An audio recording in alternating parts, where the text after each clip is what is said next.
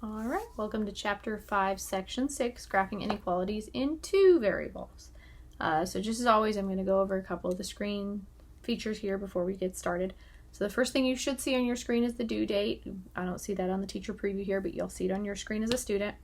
Attempts, I'm on a number 1 of unlimited attempts. This means I can submit this assignment as many times as I would like. We do not limit the number of submissions. Number of questions just tells me how many questions are on this assignment. So this particular one has 5 questions. Just depends on the section. Sometimes there's going to be anywhere from 1 to 10 questions. That's just kind of depends on what was available. Grading policy is best score. So whichever attempt is the best one is the one you get to keep. And partial credit's always enabled. So if you answer 1 of 5 questions, you get credit for the 1 question. Please remember, once you start your homework, you must finish it before you can work on anything else. What this means is once I click start here, down in the bottom right corner, you will see the Submit Assignment button. Again, I don't get to see that on the teacher preview, but you will see it on your student screen. We always click the Submit Assignment button when we're ready to leave the screen. Once we click that Start button. So even right now, if I wanted to leave the screen, I would click the Submit Assignment button, even though I haven't started anything. If I've answered even 1 question, 2 questions, doesn't matter if I've answered them all or not, I click Submit Assignment. It will remember where you are, so you won't have to repeat questions again. If you've answered number 1 and 2 and 3 correctly, it'll start you off at number 4 when you come back in here. So a couple of things. If you don't click Submit Assignment, your teacher cannot see what you're working on, and it does not affect the gradebook. So that's a big one. Number 2, Alex will lock you out of all of your other assignments if you don't click that Submit Assignment button. It will assume that you want to leave this attempt open, and this is the one you have to come back to. So in order to work on some other assignments, we click that button and then we'll come back in and it'll save our place. So just good habit, always click that button. On the side here, we always have these 3 pieces open. So explanation will literally explain the problem to you. So it's not going to give you the answers unless you come type them in. You'll have to come back in on another attempt to try that one. It's a really nice feature though, because sometimes you're stuck on this particular problem, not the entire problem type, and you can come back in and try again. Example, we'll give you an example of what it is we're doing today, or for this particular problem. It's a pretty specific example. It's not just a general one. So gives you a pretty good idea of what they want you to do here. So you can see I'm given an inequality, I'm given a table of solutions, and it's showing me for each one. I'm going to plug in X and Y for what they give me, and I'm going to see, is it true or is it not true? That's exactly what we're going to do on this problem. And then we just select yes or no for is it true or not true. And I can close this. I can open another example to see a brand new one. I can also message my teacher straight from this screen. It attaches a picture of what we're working on so the teacher knows exactly where to come and help you. Yay! All right, so we've been working with inequalities now for the last couple weeks.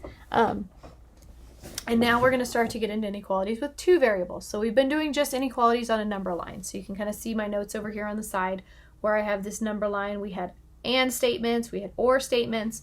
So or meant 2 inequalities we did together, but they were both the same variable. They were just going in opposite directions of each other.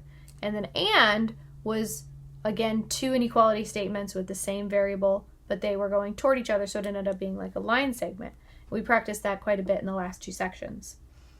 I'm very picky about making sure that it's variable inequality sign in the number.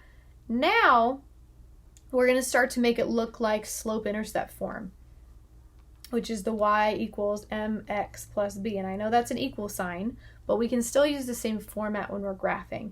So when we get to the graphing ones, I'll be a little bit more picky about this guy and making sure that we get it in this format, because it's really easy to graph and figure out where you're shading if you have it in this format. So we're not going to so much use this anymore because we're not doing one inequality or one variable anymore. So I'm going to erase that guy, and I'm also going to erase these ones because we're not really going to be using just those anymore. Those were for a single variable. So now when we're given a table of solutions, what we want to do for each one is plug in the solution. Does it work or does it not work? So I'm going to go ahead and write this out really quick. We have 5, 7, they're equal to -3. And I'm going to actually, I'll space it down a little bit though. Give myself a little bit more room to work this out. 7, -3, 5 plus 7, 3, and then the last one, hopefully I give myself enough room down here at the bottom to do this, -3. Okay, so I'm going to start plugging these in, and if you notice I spaced them out, and I spaced them out on purpose because it's 5x and 7y. So instead of x and instead of y, I'm actually going to put the x in here. So the first one they gave me was, it always goes x and then y, so it's -9 for x and 6 for y. Make sure you're putting them in the right order. A lot of the time the equation will have, or the inequality will have x and then y. Not always a guarantee. Always make sure you're putting your x coordinate where x is and your y coordinate where y is. Okay. So now I'm going to work this out, and I'm going to have -45. 5 times -9 is -45, plus 42, 6 times 7 is 42, is less than or equal to -3. So then I have -45 plus 42. I'm going to subtract. Keep the negative sign because I have more negative than positive. Less than or equal to -3. Well, that's true. -3 is equal to -3, so this works. That one's true. So that guy will be a yes. So the next one, I have -4 and -2. -4 and -2. So now I have -20 plus, actually it's going to be minus, because I have 7 times -4, or -2, which is 14, -14, and less than or equal to -3. So -20 minus -14, they're both negative, so I'm going to add and keep the negative sign. I had -20, I went 14 more negative, so -34 is less than or equal to -3. Well, that's true. -34 is less than -3, so that guy works. All right, my third one, I have 0 and 2. So we've done this before with equalities, with an equal sign. It's the same idea, but we do need to make sure we're paying attention. Now it's not, -3 equals -3. Now it's an inequality. I have to decide, is what's happening true? Is it less than? Is it equal to? So I have to make sure I'm paying attention to what is the inequality telling me.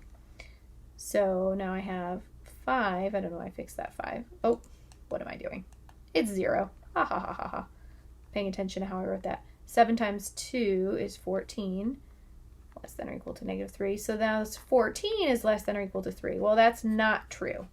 14 is definitely greater than -3. It's a positive instead of a negative. So this guy will be a no when I'm checking the box here. So now I have 3 for x and -5 for y. So I have 15 minus 35, less than or equal to -3. So I'm going to subtract, and I get 20. I have more negative than positive, so it's going to be -20 is less than or equal to -3. Well, that's true. -20 is less than -3, so that guy also works. So I have yes, yes, yes. The only no is this third one here that didn't work. So I'm just checking, do these solutions actually work? I plug them in and say, do I actually get a number that is less than or equal to -3 when I plug these in? And in different equations, it's going to be different answers, because you're not going to always have the less than or equal to -3, right? That's just specific for this question. Okay, so now we were dealing with ones just like this when we were looking at single variables, because we're kind of going back to a single variable just for a second to look at this. We did this same thing when we were doing the y equals mx plus b idea, where we stopped and we looked at vertical and horizontal lines. So because it's on a coordinate grid, I have 2 dimensions here. It's not just one line like this. I have a 2-dimensional grid. I know I'm going to be looking at it as 2-dimensional, meaning that it's going to have a bigger area. It's not just going to be one line shaded in one direction. So if I have y is greater than or equal to -5, what I want to do is I want to go to -5, and I want to say, okay, well, I know it's going to be this spot. It has to be -5. And if I'm looking at this line here, and I accidentally put a dot there, but that's okay. Anything on this line is going to be -5 for y. I had to go down to -5 to get there. So I can put, as many dots as I would like on this line. And what I want to do is I want to connect these lines so that I have a line going straight across. So when I have y is greater than or less than, whatever the inequality sign is, that's going to be a horizontal line across that number. If I have x is greater than or less than, or again, whatever the inequality sign is, that's going to be a vertical line across that number. So just be careful with that one, make sure it's kind of counter, or opposite of what you might think, because y is the the vertical axis, the one going up and down here. So this is our y-axis. But I want to know what line is it when y equals -5? Well, it's going to be on this line here. Now I have to deal with this greater than or less than without the equal to underneath. So it's greater than this line. I need to make sure I swap this. It shouldn't be a solid line. There is no equal to under here. So I need to click on this and make it dotted. That's the difference between a single variable and two variables, or one dimension and two dimensions. In one dimensional, when we were doing it here, I had open dots or closed dots. But now that we're doing it on a two-dimensional coordinate grid, it's going to be a closed line or a solid line, or a dotted line, which we can kind of think of as like an open line. So still visual, we still have to visually represent. Does it have an equal to on it? Dotted means it's just less than, it's just greater than. Solid line means that there's an equal to under it. So again, included or not included. Now we have to deal with the shading. So I have to click on the shading, and it's going to be greater than this point. So I'm going to go to this point and I'm going to say greater than, it's going to be above. Anything above that is greater than -5. All right. So this is definitely a little different than just a single number line, because if it was greater than -5, say this was -5, oh, actually I'll go over here because greater than -5, I would have just gone, oh, this is an arrow going to the right. But now I'm looking at two dimensions, which means I need an area. So it's this entire area. Anything in this blue area is a solution to this problem. So it's just it's a little bit bigger when we start doing two dimensions. Okay, so let me erase this really quick. So now I'm going to kind of connect this back to y equals mx plus b, because this is how we can graph this. You can also create a table, fill in the table with your coordinates and start graphing that way. But we can use y equals mx plus b as well, because we can still pull out those same pieces that we were able to do before. I can say, here's my slope right in front of the x, which is that negative. Remember, that's a -1 if I don't see a number there. And then I can go, here's my y-intercept. I still have my same pieces. We've been practicing, and we practiced this for quite a few weeks in a row. I think it was almost an entire month we practiced, doing starting point with y-intercept and the change with the slope. We practiced this for quite a long time. So we're still using it, but now we're going to have an area instead of a single line as a solution. So remember, this is our starting, and I like to say starting point, but B represents our y-intercept. So we're going to go over here to y, and we're going to place a dot right on top of -2 there. Oh, why didn't it grab it? There we go, -2. So there's my starting point. From my starting point, I can use my slope. So remember, this means -1 over 1. There's always a 1 underneath an integer you see. And we need to pay attention to that because this is rise over run. So with this guy, I went down to -2 and put a dot. With these ones, I'm going to go down again and then right. Down for negative, right for positive. So rise has to do with going up and down. Run has to do with going right and left. So I'm going to go down 1, right 1, and I'm going to put a dot. And now I need to connect these guys. So I have my line. It's greater than less than or equal to. So solid line is perfectly fine. I have the equal to. I do not need to switch it to a dotted line. I do need to think about my shading though. So with the shading, if you have it in y equals mx plus b format, I can go to my y-intercept, and if it's less than, I would do anything below that. If it's greater than, I do anything above that. And I can test this too. There's another method that you can use. I can take this equation, (x minus 2), and I can test a point. And 0, 0 is a super easy one to test. So, because I could go 0, 0, like this. So I plug in 0, 0 for this one. As long as the line isn't on 0, 0. If the line is on 0, 0, you don't get to use that one. But if it's not on the origin here for 0, 0, use that one. Super easy one to test. So 0 is less than or equal to -2, because this guy just kind of cancels itself out. Well, 0 is not less than or equal to -2. That's not true. So that means that's not the shaded side. So because this is on above the line, I wouldn't shade up there. I'd shade below the line. So that's when you test a point, you're just seeing, is this point, I wanted to go like that, is this point in the shaded area or in the not shaded area? So I got a false, it's in the not shaded area. If I got a true, that would be the shaded area. But again, we can see that just confirms I was supposed to shade down below the line, not above it.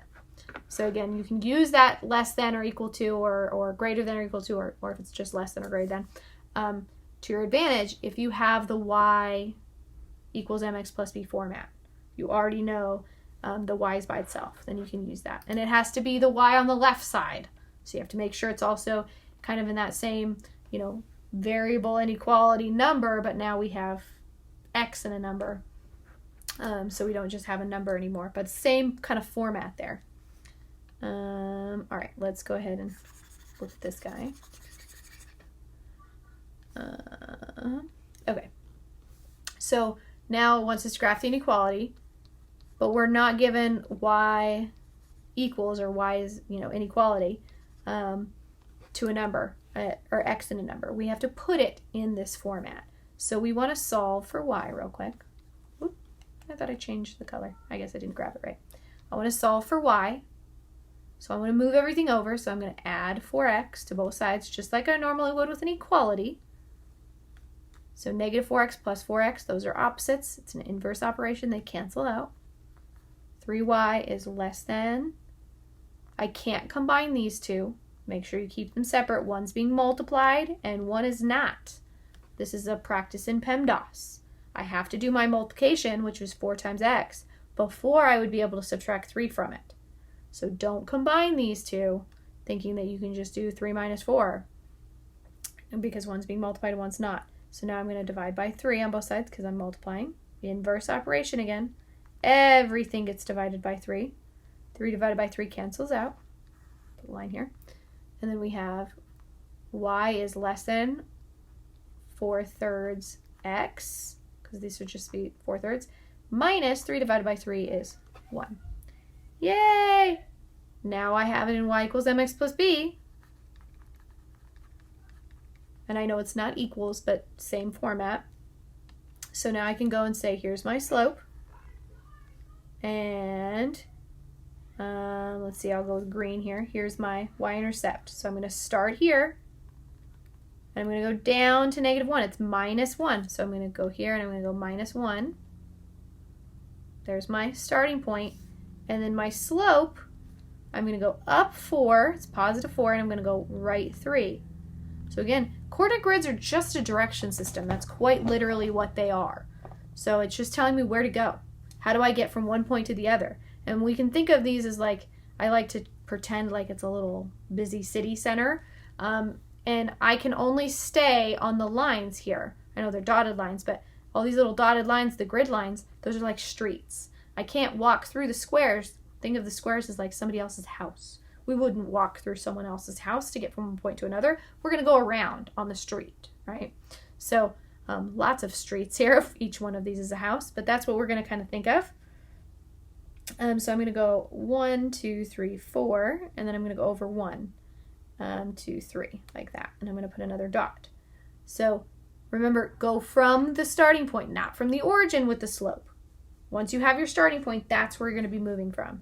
So let's go ahead and connect these points like this. Now I need to go back and remember this was a less than sign. So I need to swap this for a dotted line, because yes, that is the correct line, but if I submit it as solid, it's incorrect. I need to make sure I switch it to dotted, because that means that the line is not actually included in my solution. Okay, and it's less than. So if I go to my y-intercept and I go less than that and I click, anything below that line will work. And again, I can test this out with 0, 0. So I'd have 0 is less than or equal to 4/3 times 0 minus 1. Well, these guys cancel out. I'd have 0 is less than negative 1, which is not true. So 0, 0 is not included. Only the other side of the line is included here. All right, let's go ahead and do our last problem here.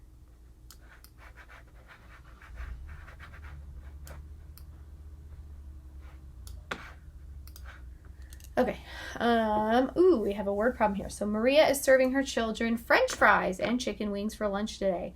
Let F be the number of French fries they eat. So I'm going to note that. F is French fries. French fries. And we're going to let C be the number of chicken wings, I'm assuming. Yep, chicken wings. So chicken wings. All right. So each French fry has 25 calories and each chicken wing has 100 calories. So I can even note that a little bit more. French fries have 25 calories. I'm just going to put cal to be a little lazy there. And each chicken wing has 100 calories in it. All right, so far they've given us some information here. Mary wants the total calorie count from the French fries and the chicken wings to be at most 500 calories. So at most, that's another one of our inequality words that we need to remember. So at most means it's not going to be more than that amount. It can go up to 500, but no more than that. So that's actually a less than or equal to. I know most kind of makes us think maybe it's more, but at most means that's the limit, that's the top. So using the values and variables given, write an inequality describing this situation. So we're not really solving for anything, we're not graphing it, we're just going to write the inequality for it. So if we know that we have French fries and they're 25 calories each and chicken wings and they're 100 calories each, then we're going to have French fries at 25 each, and the 25 is going to go in front of the F because we do 25F. So 25 calories per French fry. That's a lot per French fry. I wonder if that's true. It's kind of scary. 100 calories per chicken wing. And we're going to add these two together because we want to know a total of them. They're eating both French fries and chicken wings, so we're totaling them together. And we want them to be at most, we want this total to be less than or equal to 500. So we don't want them to eat more than 500. We want it to be at most 500. So the total here, when I add chicken wings and fries together, should not be more than 500. It could go up to 500. So this is pretty much, this should be all they want us to do here. We shouldn't have to go any further because we're not solving for anything yet. All right, so this should be the answer here. Let's see. Perfect. All right, so that was section 6. I will see you in section 7.